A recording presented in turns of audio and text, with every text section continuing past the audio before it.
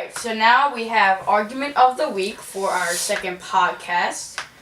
So basically, if you weren't here for last week, Argument of the Week is each of us argue over a topic that we don't agree on, and we each get 1 minute. And then the other person, the judge, decides who won the argument, and we keep track of the score. And then you, the fans at home, can comment down below who won and give your opinion on the argument. So the score is you have 2, I have 1, and Nick has 0. Alright, so the first thing that we're going to be arguing about, well, you and Jared are going to be arguing about, is if Marshawn Lynch retires, does he get into the Hall of Fame? You guys hear who goes first? Yeah, AJ. I'll go first. Can you keep time? Yeah, I gotcha. Alright, top 3, one. 2, 1, go. Okay, so on the subject of Marshawn Lynch, here's a problem with Marshawn Lynch. He's a great runner. He left a legacy behind in Seattle where he was beast mode. He had that big yard run in the playoffs and everything. He won a Super Bowl with them. But he doesn't have a significant record or yardage thing or anything that defines him outside of that. He doesn't have a stat. He doesn't have anything other than that play in the Super Bowl. And I believe to be a Hall of Famer, you need something that stands out from the rest. And his stats just don't pop up out of the page for you. He's not a generational guy. I wouldn't say he's the top running back of our generation. That's what you have to think of when you're putting someone in the Hall of Fame. You got to put someone who is the top running back of that generation. People Adrian Peterson are going to go into Hall of Fame. People Chris Johnson might go into Hall of Fame if they get better from here. People who are the best in the generation should be those guys in the Hall of Fame. Alright. Good. I like the points. You brought up good points. What's your thing? You ready? Mm-hmm. Alright. 3, 2, 1, go. I'm going to use a little bit of what AJ said to go against him. I agree. He left a legacy behind. He won a Super Bowl. And, I feel like to be in the Hall of Fame, you don't need a record. You don't need a given stat that pops out. I mean, yeah, he did, though. He had the, yards per carry, maybe, yards after contact, that was big. But he did leave a legacy behind, unlike what AJ said. And I feel like that legacy was beast mode, I feel like to be in the Hall of Fame, you don't need, like I said, the records or the stats, but you need that legacy, and he has it. And, I think he carried, the entire city of Seattle on his back from before they were the Legion of Boom, before they were Super Bowl contenders. He was there from the beginning, and, I think he was the focal point of not just that offense, but that team, which is why, I feel like he should get into the Hall of Fame. Sorry, I don't know. Sorry, I was just amazed at whatever was happening with that. So I personally, the reason why I was the judge for this is because I genuinely didn't know which way I was leaning either way. I thought it was completely up in the air. I had no opinion either way. So I personally think, solely off of the arguments, that I'm going to go with Jared. I think Jared won those, and I feel like he's right. He left his legacy is beast mode, and he carried Seattle when nobody was there, and he was that bruising back, and Pete Carroll built his offense around Marshawn Lynch in the play action, and the way Russell Wilson plays quarterback, he built it around Marshawn Lynch grinding and just constantly running the ball down your throat. And I think that's why he should go into the Hall of Fame. Now, I think it's between both of you in the sense that he's not going to be a first ballot Hall of Famer. He's not going to be he retires this year and next year he's going to be a Hall of Famer. Not by any chance, but he's going to be, somewhere in between, in a couple years. So he'll be up there. Alright, so the next one, and by the way, I was just thinking, since I was doing that, so. So the second one would be, who is more important to the Patriots, Brady or Belichick? I'm going to be the judge for this one, and Nick and Jared are going to be the players. I'll go first. So Nick is going to go first. Can you keep a time? Because I got to... Yeah, I'll keep time too. Okay, you ready? Alright, ready? 3, 2, 1, go. So I think that Belichick is more important because if you think about the Patriots, what do? They bring people in that are no names. Julian Edelman off special teams, James White out of nowhere, Dion Lewis out of nowhere, LeGarrette Blount in the playoffs. Like, just countless and countless players that they have brought, that he's brought in from God knows where, and they've played like a Pro Bowl player. And he does that consistently, and he does it all the time. He's almost like partially owning the Patriots. Like, he has say in what goes on. He always drafts great players with late round, first round draft picks. He just does everything flawlessly. And Brady's a huge part of it. But it's Belichick's scheme. It's Belichick's thinking. It's Belichick's players that he puts around Brady. It's all those things that not only is Brady a great quarterback, but enhances Brady and makes him even better. Alright, so that was good. Now, Jared is going to talk about the next the question. So, ready? 3, 2, 1, go. Alright, once again, I'm going to use what Nick said against him, like I did with you. All those players that Nick named about who Belichick brought in and they became great, were they really a product of Belichick's system, or were they a product of Tom Brady?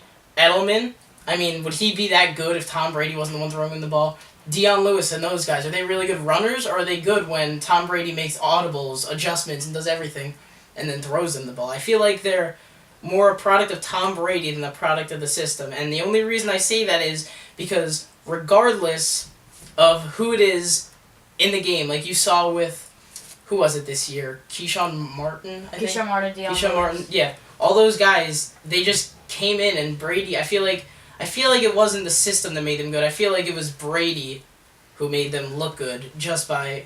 I mean, I know I'm getting repetitive by saying that, but, I mean, I feel like that's all it really is. And I think that the greatest quarterback of all time makes anyone look good regardless of who it is. Alright, so that's good. So, my standpoint on this is I think that Belichick is more important, but that's not the point. The point is that you guys didn't make a judgment that you guys didn't make like a opinion about something that I thought was major. You guys didn't talk about the defense. The defense is a big part of Belichick's system. He was a defensive coordinator as a Giant. He was the one that invented like all these new schemes and everything. Without Belichick, there would be he revolutionized defense with the Giants. So you have to think about Malcolm Butler. You have to think about Chandler Jones. You have to think about... I just want to say one thing. That's what I was saying. You're right. I only brought up offensive players, but it was the idea that he brings. I was saying even like his first round draft picks that are defensive players, they come in and play great, like Chandler Jones, all of them. So that's what I was saying, but sorry, continue. Exactly. So, just for that reason, and Jared was talking about...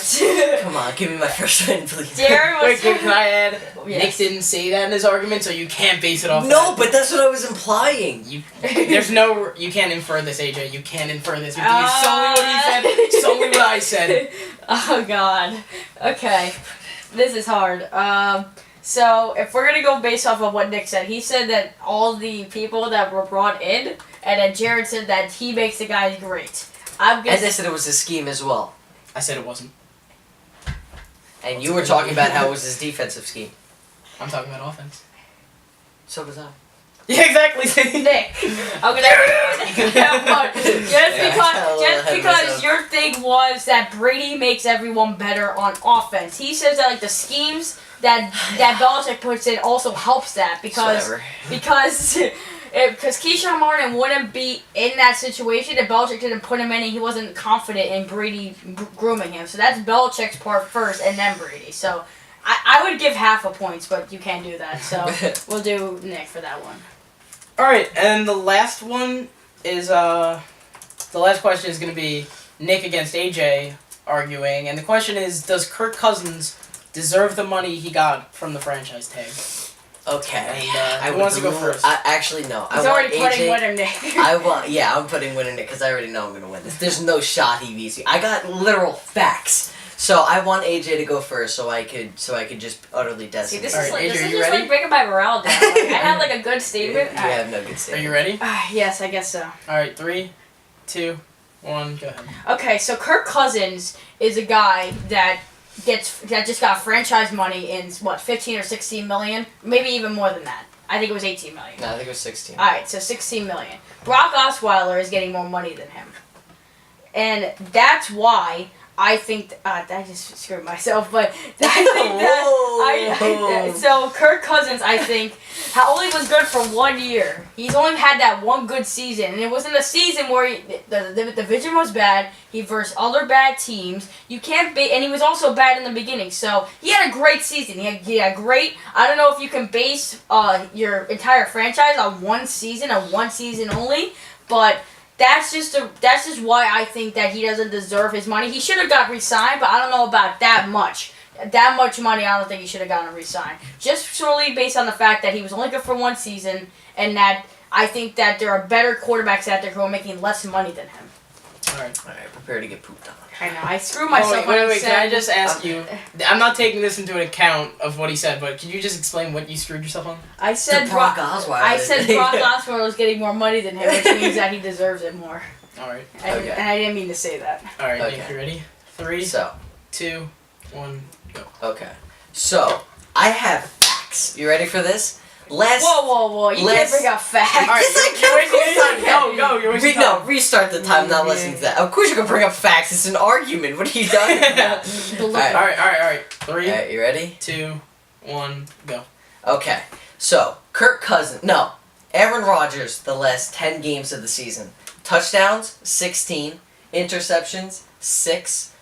Yards, 2,355. Kirk Cousins' last 10 games. 21 touchdowns, 3 interceptions, 2,758 yards. Tom Brady last 10 games, 17 touchdowns, 7 interceptions, 2,673 yards. Now let's get crazy. Let's go total amount. Kirk Cousins touchdowns for the season, 29, 11 interceptions, over 4,000 yards, 69.8 completion percentage, 101.6 passer rating. Aaron Rodgers' completion percentage and passer rating, 60.7, 92.7. Completion percentage for Tom Brady, 64.4. Passer rating, 102.2. Tom Brady's passer rating was, what is math? 0.6 higher. 1. All right. 0.6 higher. How's that than Kirk Cousins. The argument is, does he deserve the money? You're just stating I'm facts. comparing him to Aaron Rodgers, Tom Brady, who get paid the big bucks. He had better stats than them in not only the last 10 games, but over the course of the season. But you didn't say that in the argument, though. You always just said the facts. Did he just embarrass himself on camera? You only just said the facts. AJ, the facts are implying... What are you talking about? The facts implied that he was better than all of these guys. That's why I compared him to Aaron Rodgers and Tom Brady, who get paid millions upon millions of dollars. Okay. More than All right. I'm just going to say what I think. I like what AJ said when he said that guys that are worse than him are being paid more. But... Oh, wait. Is that... Yeah, that's what I said. Yeah. Okay, cool. But Nick, he just, like... You know how I said earlier when there's no inferring... What did I say?